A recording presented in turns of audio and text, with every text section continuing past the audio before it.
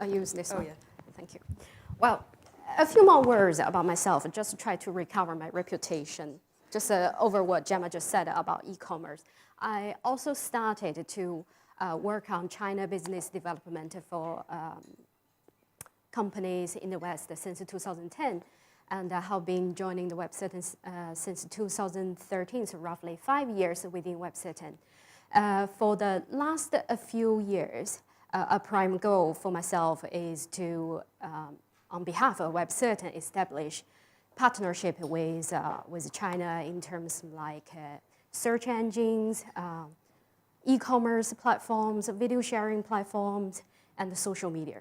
So today I would like to share some of my learnings from the past. So hopefully I can help you to avoid making some common mistakes, but sometimes they can be very expensive mistakes to make as well.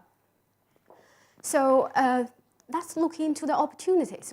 When we talk about China, we have been talking about China for so many years. And some people probably would question that, is that market right for me? Is that still the right moment to enter into the China market? The fact is the China economy is growing. It's projected in 2017 we would have 6.7% GDP growth in China. And at the moment in China, just talking about cross-border e-commerce, we have Chinese consumers genuinely buying online from 100 countries. And it's projected the number of purely just cross-border e-commerce consumer would reach 38 million, just purely on the cross-border e-commerce consumers. That's about half of the UK population if we put this into context. So when we talk about China, really the opportunity is there for you to explore. The question we really should ask is, are you in China yet? So when do you plan to launch your campaign in China? However, I assume everybody here would agree with me. China is not an easy country to enter into.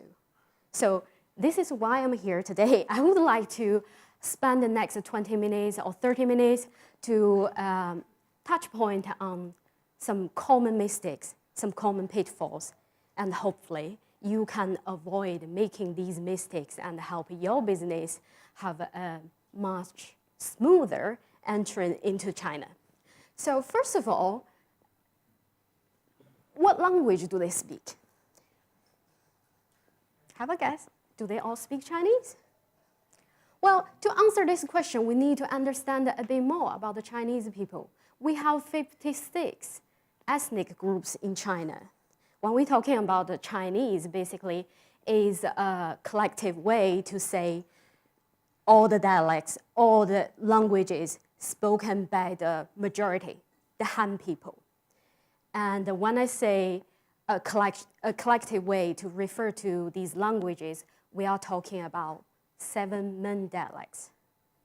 But don't worry, you don't need to consider all of them. You only need to consider two main dialects. One is Mandarin. Mandarin is the language you would use when you target mainland China. It's the official language in mainland China. It's taught in school as a mandatory course. It's used on national TV. It's used on radio. So if you would like to target mainland China, this is the language you want to use, and you do not need to look further. Another language is Cantonese, which I listed here. Why am I pointing this out? Cantonese is a language we speak a lot in Guangdong province. However, you don't need that when you target mainland China. You are more likely to use Cantonese when you target Hong Kong and Macau. And here you probably would notice why I have a traditional and a simplified. What is that? These are the two written forms of the Chinese languages.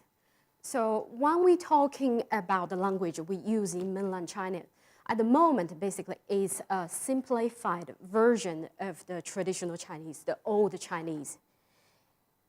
As is how it's named, is simplified. It's a simplified simplified version of the Chinese language to make it easier for people to learn the language. So we have a nation of people can all use the language. Have some notice. So just to help people to understand when to use language, which written form that is, that's why I created this diagram. So next time, when your colleague asks you, what shall I use for targeting Hong Kong? What shall I use for targeting Taiwan? Straight away, you can give the answer. Then another aspect we really need to look into is about the size of China. Well, can't beat Russia on the size, on the territory, but we beat them on the population. To be more precise, China is the fourth largest country in the world, and we have over 18% of the world population. That's on the big scale, on the worldwide scale. Then when we look into China, within the mainland China, we have 34 regions. You should really treat these 34 regions as countries. And we have over 100 cities that have more than 1 million population in China, and this figure would reach to 221 by 2025. So China is really a country you cannot tackle in one go. I have people asking me, can I target China with $500 media spend a month? No, not really. Maybe one city, but not the whole country. So being conscious about the size of China would help you make a much better and much more reasonable plan for your marketing. So next time, when you think about China, think about areas. Think about cities. Don't think as a whole a country to tackle. You would have a huge budget to tackle this big region. So where do we start? I think, well, first of all, ask yourself, do you already have customers in China? Where are they from? That's a given. Where they are from, then probably there are certain demand in that region. That would be where you can start.